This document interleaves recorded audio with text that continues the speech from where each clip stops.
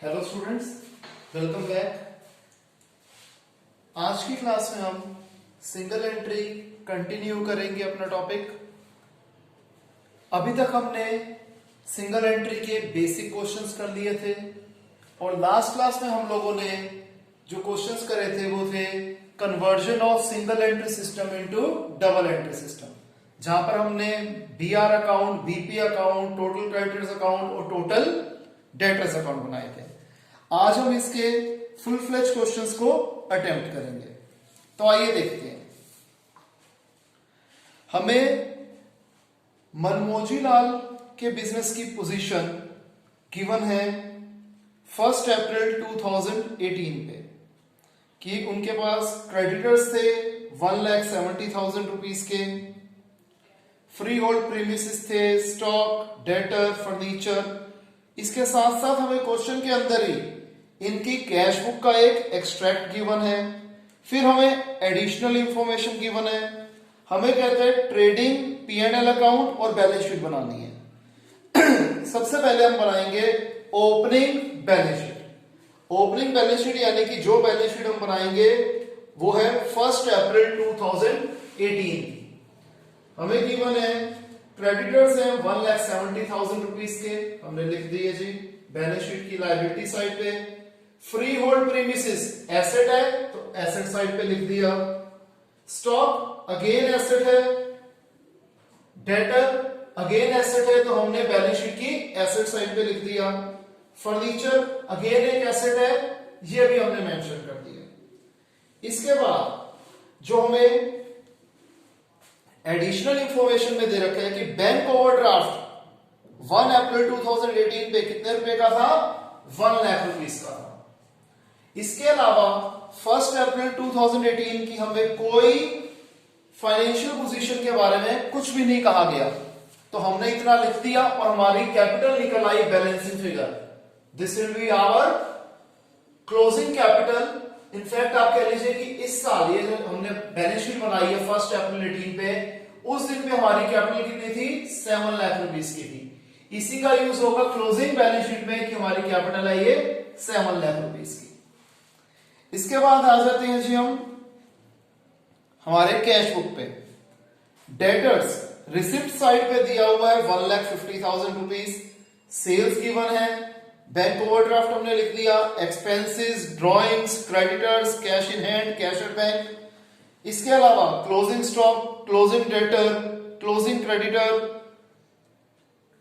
और कहते हैं कि हमने प्रीमिसेस और फर्नीचर में कोई एडिशंस नहीं करे, यानी कि हमने कुछ खरीदा इसमें नहीं है, लेकिन इन दोनों को डेप्रिसिएशन दी रखी है कितनी?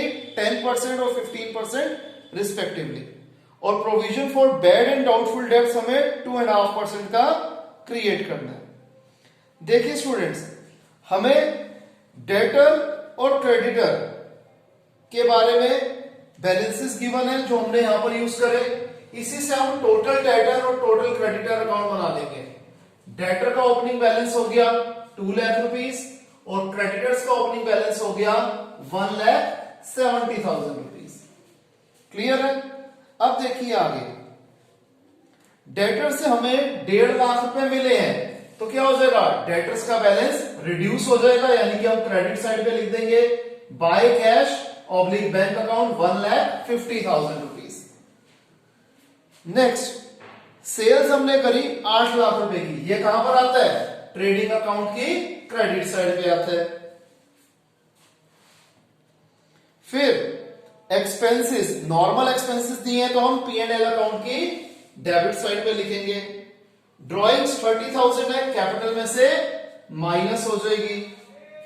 सन्ड्री क्रेडिटर्स, हमने क्रेडिटर्स की पेमेंट करी है 2 लाख रुपीस की, तो क्रेडिटर्स का बैलेंस भी ये रिड्यूस हो जाएगा। नेक्स्ट कहते हैं कैश इन हैंड और कैश एट बैंक, दोनों के क्लोजिंग बैलेंसेस हमें गिवन है 20,000 और 1 लाख रुपीस के। अब समझिए जी, हमें क्लोजिंग स्टॉक दे रखा है कितने का? 3 लाख रुपीस का। ये हमने लिख दिया जी ट्रेडिंग अकाउंट की क्रेडिट साइड पे और बैलेंस शीट की एसेट साइड पे।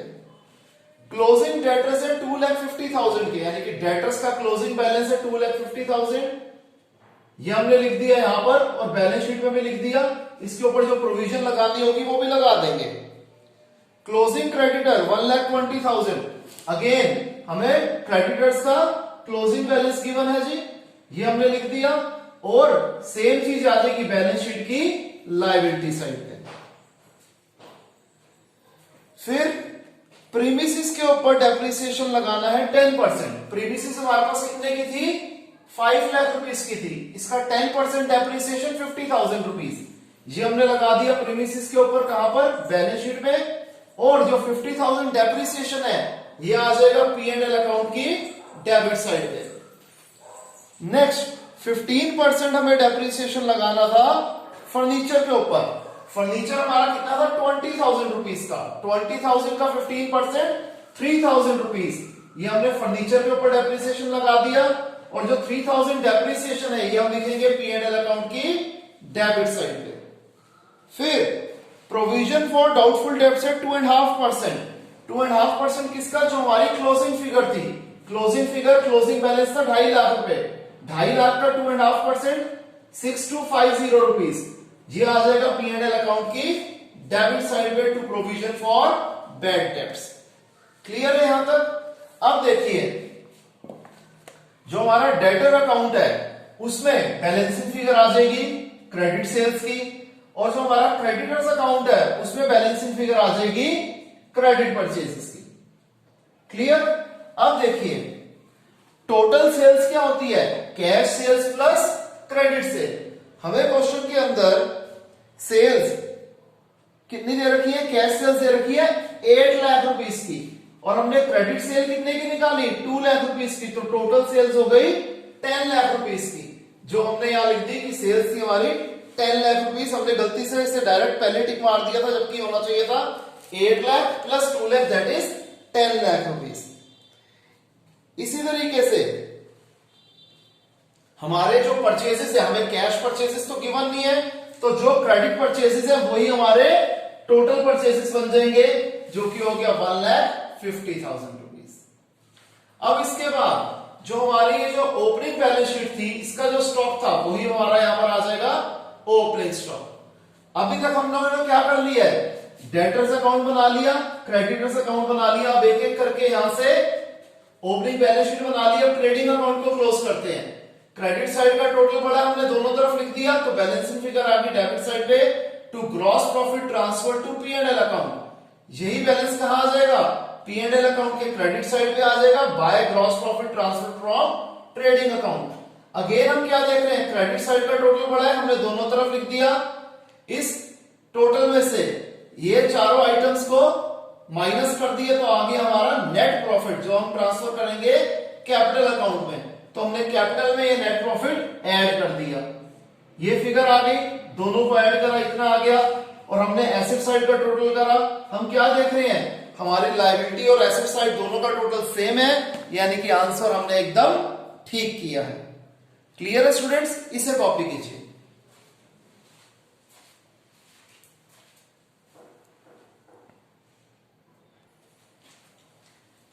तो आइए स्टूडेंट्स, अब हम लास्ट क्वेश्चन करते हैं हमारे इस चैप्टर का, जो कि है इलस्ट्रेशन 25।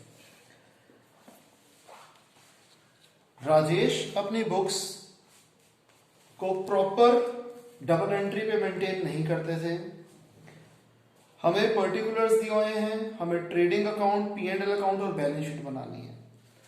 लास्ट क्वेश्चन जो हमने किया था वो करा था कि हम लोगों ने सारा कुछ किया था, सारी आइटम्स लिखी थी, इसमें भी बनाएंगे। बस फर्क क्या है, इस बार हमने इस तरीके से बनाया कि क्वेश्चन एक्चुअली इसी फ्लो में होना चाहिए कि पहले हम वर्किंग नोट्स बनाते हैं, बाद में हम जो चीज रिक्वायर्ड है कि ट्रेडिंग, P&L अकाउंट और बैलेंस शीट बनानी है वो हम बाद में बनाते हैं। तो पैटर्न जो होता है करने का वो यही रहता है जो हमने इस क्वेश्चन में यूज किया है। तो आइए स्टार्ट करते हैं। क्या करेंगे, हमने सारे पहले सारे परफॉर्मे बना देंगे और एक एक करके आइटम्स जो जहां जहां पर आती है उसे लिखना शुरू करते हैं। डेटर्स का हमें ओपनिंग बैलेंस और क्लोजिंग बैलेंस दे रखा है, तो ये कहां कहां आएगा, ओपनिंग बैलेंस शीट में भी डेटर आएगा एसेट साइड पे, और क्लोजिंग बैलेंस शीट में भी भी एसेट आएगा, डेटर आएगा एसेट साइड पे।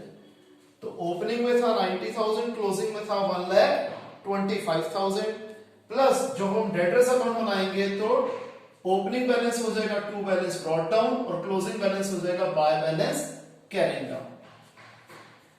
फिर आ जाते हैं स्टॉक पे। ओपनिंग स्टॉक 49,000 है। ये कहां कहां जाएगा? एक तो ओपनिंग बैलेंस शीट की एसेट साइड पे और दूसरा ट्रेडिंग अकाउंट की डेबिट साइड पे। ठीक है जी। ओपनिंग स्टॉक 49,000 लिख दिया। क्लोजिंग स्टॉक 66,000 ये कहां पे जाएगा? ट्रेडिंग अकाउंट के क्रेडिट साइड पे और क्लोजिंग बैलेंस शीट की एसेट साइड पे। ये भी हमने लिख दिया जी। नेक्स्ट है हमारा फर्नीचर। फर्नीचर का ओपनिंग बैलेंस है 5,000 यानी कि ओपनिंग बैलेंस शीट की एसेट साइड पे हमने लिख दिया। क्लोजिंग बैलेंस है 7,500 तो हमने लिख दिया जी क्लोजिंग बैलेंस शीट की एसेट साइड पे 7,500।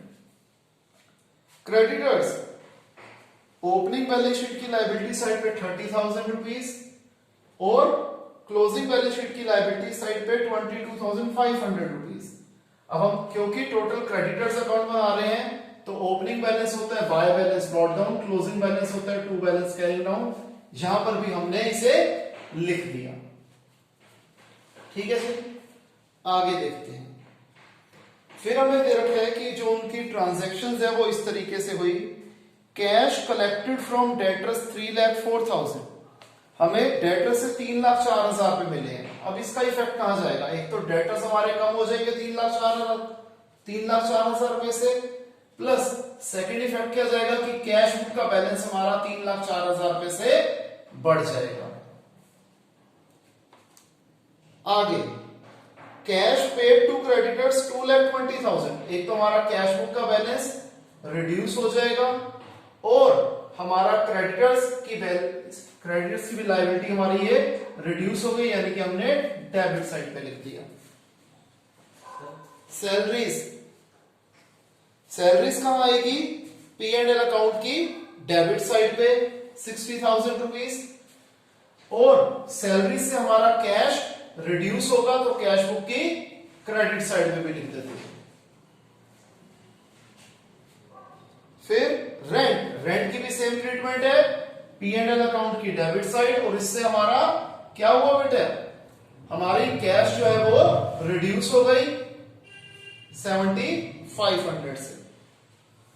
ऑफिस एक्सपेंसेस सेम ट्रीटमेंट आएगी जी। P&L अकाउंट की डेबिट साइड और हमारी कैश बुक का बैलेंस इसने रिड्यूस कर दिया। ड्रॉइंग्स 15,000 हमारी कैश भी रिड्यूस हो गई और हमारी कैपिटल भी रिड्यूस हो गई।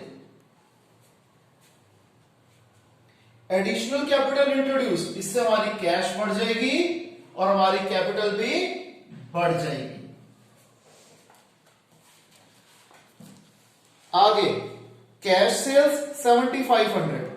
अब कैश सेल्स को हम पहले अलग से लिख देते हैं कि टोटल सेल होता है cash sale plus credit cell. तो कैश सेल 7,500 हमने लिख दिया और कैश सेल से क्या होगा? हमारा कैश इंक्रीज हो जाएगा। कैश परचेजेस उल्टा इफेक्ट, हमारा कैश डिक्रीज हो जाएगा और टोटल परचेजेस क्या होता है? Cash purchases plus credit purchases. Cash purchases हमने 25,000 भी यहां पर लिख लिया। आगे डिस्काउंट रिसीव्ड, हमें डिस्काउंट मिला है तो ये हम कहां लिखते हैं? P&L अकाउंट की क्रेडिट साइड पे। और डिस्काउंट हमें कौन देते हैं? हमारे क्रेडिटर्स देते हैं तो क्रेडिटर्स का बैलेंस इससे रिड्यूस हो जाएगा। इसी तरीके से डिस्काउंट अलाउड, हमने डिस्काउंट दिया है, हमारे लिए एक्सपेंस है P&L अकाउंट की डेबिट साइड और हम डिस्काउंट किसको देंगे? अपने डेटर्स को देंगे तो डेटर्स का बैलेंस रिड्यूस हो जाएगा। आगे रिटर्न इनवर्ड क्या होती है? Sales return. ये हमें दे रखी है 5,000, ये मैंने यहां पर पहले लिख दिया। टोटल सेल कैसे निकल रही है अभी बताता हूं। रिटर्न आउटवर्ड, इसको भी हमने परचेजेस में से माइनस कर दिया। बैड डेब्ट्स एक ही जगह लिखना पड़ेगा क्योंकि हमें ये इंफॉर्मेशन एडिशनल इंफॉर्मेशन नहीं, इसको भी दो जगह लिखेंगे। बैड डेब्ट्स कहां आएगा? एक तो आएगा P&L अकाउंट की डेबिट साइड पे, और इससे दूसरा इफेक्ट क्या आएगा कि हमारे डेटर्स का बैलेंस रिड्यूस हो जाएगा। अब जो हमने ये करा था कि रिटर्न इनवर्ड थी, यानी कि जो हमने सामान बेचा था वो वापस आ गया, तो इससे भी हमारे क्या हो जाएंगे, डेटर्स रिड्यूस हो जाएंगे। और जो रिटर्न आउटवर्ड थी उससे हमारी जो लायबिलिटी है, क्रेडिटर्स है, वो रिड्यूस हो जाएंगी। कैश का हमें ओपनिंग बैलेंस दे रखा था 25,000 रुपीज, जो कि कैश बुक की डेबिट साइड पे भी आ जाएगा और ओपनिंग बैलेंस शीट की एसेट साइड पे भी आ जाएगा। अच्छा, सबसे जरूरी बात कि सर हमें यह कैसे पता लगा कि हमने कैश बुक बनानी है। कैश बुक बनानी है इससे पता लगा क्योंकि हमें कैश का ओपनिंग बैलेंस गिवन था और क्लोजिंग बैलेंस निकालने के लिए हमें ये कैश बुक बनानी पड़ी। अब हम एक एक करके अकाउंट्स क्लोज करते हैं, जो बैलेंस शीट है वो क्लोज करते हैं। सबसे पहले मैंने ओपनिंग बैलेंस शीट क्लोज करी, एसेट साइड का टोटल बड़ा है, दोनों तरफ लिख दिया, तो ये हमारी आ गई capital, that is opening capital है 1,39,000, इसको हमने बैलेंस शीट में लिख दिया, ओपनिंग कैपिटल 1,39,000। फिर कैश बुक में डेबिट साइड का टोटल बड़ा है, दोनों तरफ लिख दिया, तो हमारा 10,000 आ गया बैलेंस कैरिंग डाउन। इसको हम कहां लिखेंगे, क्लोजिंग बैलेंस शीट की एसेट साइड पे, कैश इन हैंड 10,000। फिर टोटल डेटर्स अकाउंट, इसमें क्रेडिट साइड का टोटल पड़ा है, दोनों तरफ लिख दिया, तो क्रेडिट सेल्स आ गई हमारी बैलेंसिंग फिगर। तो अब टोटल सेल्स निकल आएगी cash sale plus credit sales, ये आ गई 3,54,000, जो मैंने यहां यूज कर दी थी, इसमें से रिटर्न इनवर्ड माइनस कर दिया।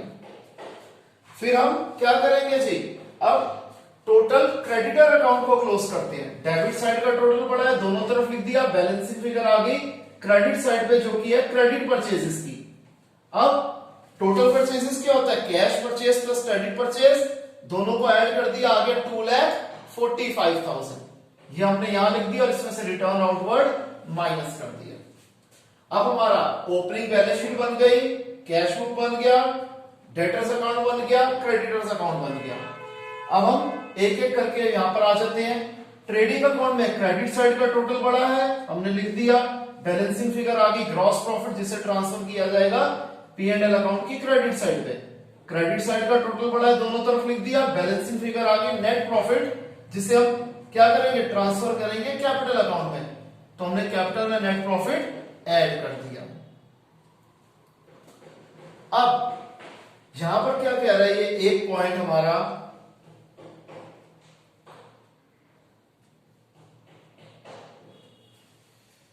सिर्फ रह गया है,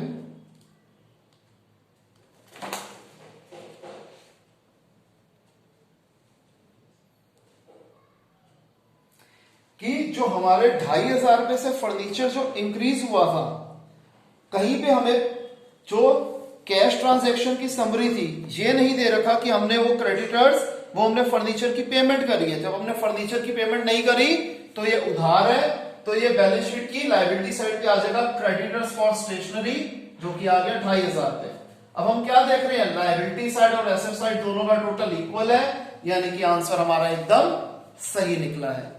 तो स्टूडेंट्स यहां पर हमारा क्वेश्चन खत्म होता है। आई होप आपको समझ में आया होगा। किसी भी स्टूडेंट को फर्दर डाउट हो तो हम लाइव क्लास में उसे कवर करेंगे।